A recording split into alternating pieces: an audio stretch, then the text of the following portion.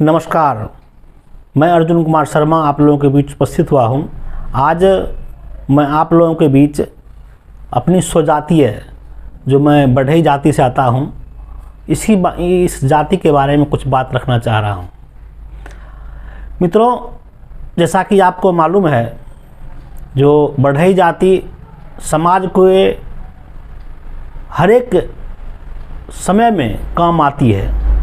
ये घर बनाने, निर्माण कार्य से लेकर और जब आदमी की मृत्यु होती है वहाँ तक भी ये लोग, हमारे समाज के लोग काम करते हैं समाज के लिए।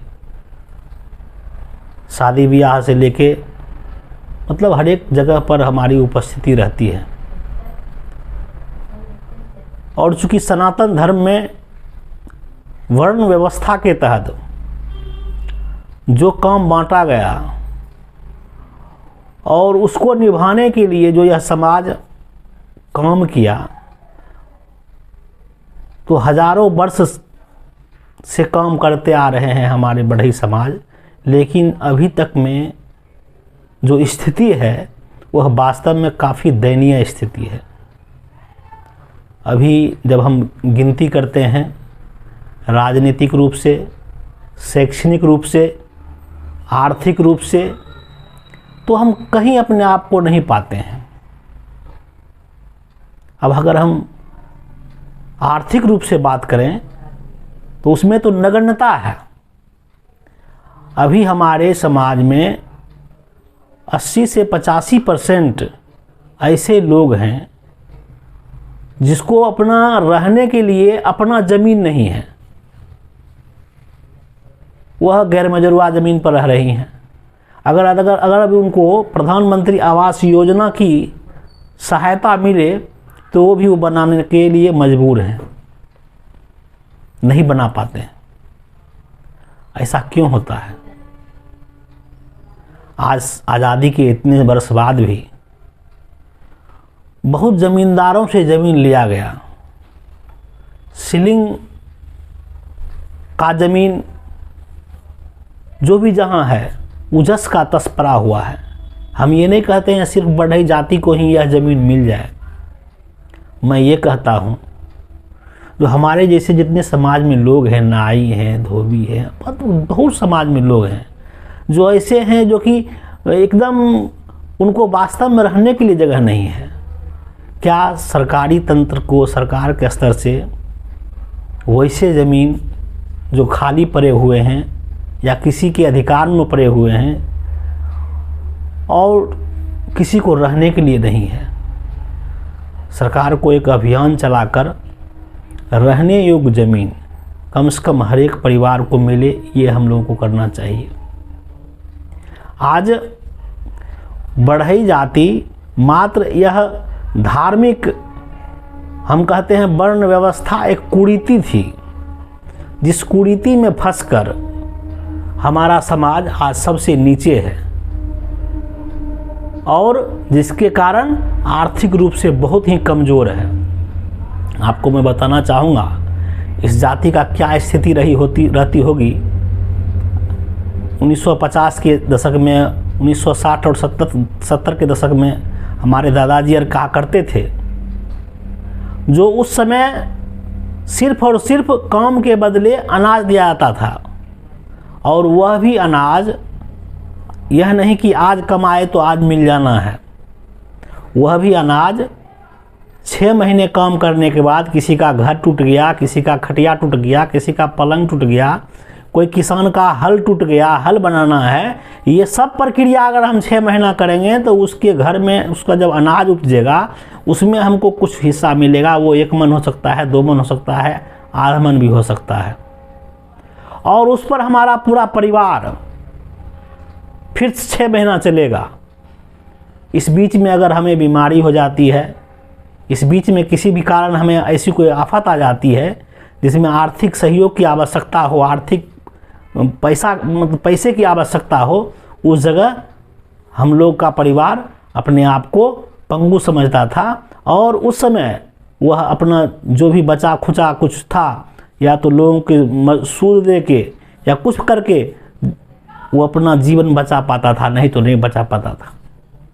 ऐसी स्थिति से इधर के कालखंड से निकला हुआ यह समाज आज अब अभी 95% लोग मजदूरी करते हैं, और वह मजदूर स्थानीय स्तर से तो अभी कम हो रहा है, लेकिन प्रायः जब मजदूर बाहर जाने लगे तो उसका कुछ न कुछ बेस बनने लगा। और अभी भी साक्षरता दर अगर हमारी बढ़ई जाति का हम अगर कहेंगे तो 25% से अधिक नहीं होगी। महिलाएं तो बहुत ही कम, नहीं के बराबर पढ़ी हुई हैं। जेंट्स भी अगर सबको मिला देंगे तो 25% से अधिक साक्षरता दर नहीं होगा। इसका कारण क्या है? इसका कारण है गरीबी। इसका कारण है जो उस गरीबी में पले हुए सोच। इसका कारण है ये वर्ण व्यवस्था का दिया हुआ कोर।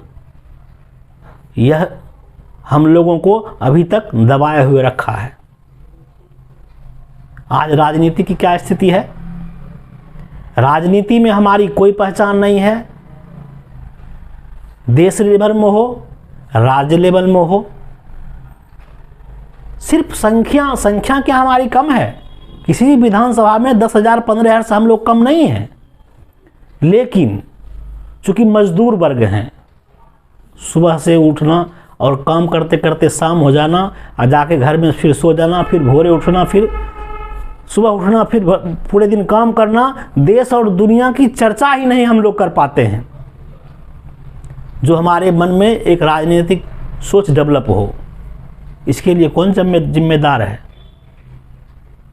इसके लिए सरकार की जो नीति है, जो किसी खास कास्ट को फोकस किया जाता है। हम ये नहीं कहते हैं जो कि और कास्ट को आरक्षण नहीं मिले, हम ये नहीं कहते हैं और कास्ट को सरकार डायरेक्ट अनुदान नहीं दे, लेकिन कुछ समाज, कुछ जातियां हैं जिनको सरकार के लिए डायरेक्ट उसकी योजना है नाम से, लेकिन बढ़ई जाति के लिए जो इतना बड़ा समूह है, इसके लिए सरकार के पास कोई डायरेक्ट योजना नहीं है। मजदूर के नाम पर कोई योजना है जो सभी जाति को मिलना है, मैं ये भी कहता हूँ सभी को मिले, लेकिन आज जो हमारा समाज हाशिए पर खड़ा है राजनीतिक दृष्टिकोण से भी, वह बहुत ही शर्मनाक है। पार्टियां कहती है किसी को चुनाव हम उसी को उतारेंगे जो वास्तव में जीतने योग्य हो। सही बात है, जीतने के लिए ही चुनाव लड़ते हैं, लेकिन मैं ये पूछना चाहता हूँ विधान परिषद में क्या बात होती है? एक जाति का किसी विधानसभा में 60-65 एमएलए हो, विधान परिषद हो, किसी जाति का 30 हो, किसी जाति का 35 हो, किसी जाति का 10 हो, किसी का 15 हो, आप उसी जाति में से किसी को एमएलसी बना रहे हैं। लेकिन जो जाति अभी तक उस दहलीज को लांघा नहीं है, विधानसभा हो या विधान परिषद हो या लोकसभा हो या राज्यसभा हो, क्या उसको इस लोकतंत्र में उसमें जाने का अधिकार नहीं है? क्या आप इस भाव से सिर्फ कहेंगे जो जितना संघर्षशील है अगर उसकी आवाज़ है तभी हम देंगे, नहीं तो नहीं देंगे? ये कहाँ का न्याय है? हमें ये सोचना पड़ेगा। ऐसे बहुत से कास्ट हैं। अति पिछड़ा की हम बात करते हैं, 125 से अधिक जातियाँ अति पिछड़ा में हैं, और 3-4 जातियों को आप जोड़ के अति पिछड़ा का कोटा पूरा करते हैं। क्या इससे और सब जाति वंचित अपने आप को ठगा महसूस नहीं करता है? हमें इस पर भी ध्यान देना होगा। राजनीति में भी सभी की भागीदारी हो, अगर एक बार नहीं हो तो बारी बारी करके, लेकिन सभी की भागीदारी वहाँ तक पहुँचनी चाहिए, ताकि उसमें भी राजनीतिक चेतना जगे, ताकि उस समाज में भी राजनीतिक चेतना जगे, और ताकि उस समाज की भी जो ज़रूरत है, जो उसकी मजबूरी है, वह विधानसभा और लोकसभा में या विधानसभा राज्यसभा में कहने का अवसर मिले।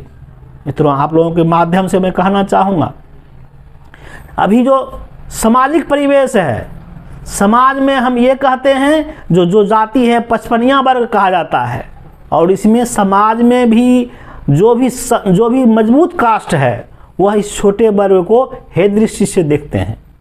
एक तो आरक्षण बाबा साहब भीमराव अम्बेडकर ने दिया, छुआछूत के आधार पर दिया, लेकिन यह जो बीच का जाति है वह कहीं का नहीं है। ना ही वह आरक्षण उसको मिल पा रहा है जो उससे कोटे के तहत वो विधानसभा और लोकसभा में जाए, और ना ही उन्हें समाज में सम्मान मिल पा रहा है। हम ये नहीं कहते हैं कोई हमें गाली देता है, लेकिन नज़र सब कुछ कहता है और समझने वाला सब कुछ समझता है। आज जहाँ पर जिसकी संख्या अधिक है वो बेहतर तरीके से अपन जीवन बस उस गांव में समाज में कर रहा है, लेकिन जो हमारा बढ़ई जाति है वो जहाँ भी है वो दबा और कुचला अपने आप को महसूस करता है। इसकी चिंता कौन करेगा? इसकी चिंता लोकतंत्र में जो सरकार है उनको करना पड़ेगा।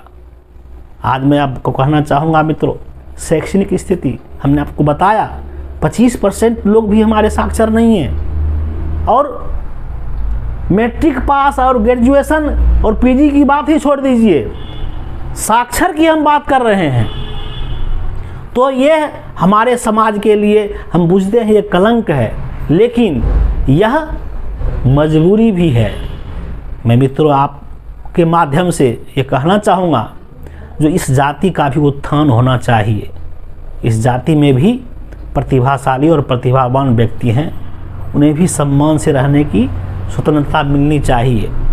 आज हम जब कहीं भी कोई फंक्शन होता है, आज जब हम कहीं हम जाते हैं, तो अगर हमारा समाज का कहीं अगर आप देखेंगे समाज का जिसका शादी ब्याह हो रहा है, तो आपको पता लग जाएगा ये बहुत ही गरीब फैमिली का परिवार का शादी ब्याह हो रहा है, क्योंकि उसका रहन सहन, खान पीन या पहनावा आपको दिख जाएगा। क्यों ऐसा है? आज स्वतंत्र भारत है, क्यों ना ऐसी पॉलिसी बने तो हमारी छोटे जो 55 वर्ग हम जिसको कहते हैं, जो छोटे छोटी जातियां हैं, उसका व्यक्तिगत रूप से कैसे विकास हो, इस पर हमारा फोकस हो। आज शिक्षा जो सरकारी स्कूल का शिक्षा है, उससे वास्तव में खुशी नहीं मिलती है, वह सिर्फ कॉलम पूरा करने के लिए शिक्षा है। आज जिस सरकारी स्कूल की हम बात करते हैं, सरकार अगर पंचायत में अगर 20,000 की आबादी है तो उस पर एक स्कूल है जिसमें 200-250 बच्चा पढ़ते हैं। उसमें पढ़े एक स्कूल में कितना बच्चा पढ़ाई करेगा, और उसमें भी टीचर सही से नहीं आते हैं।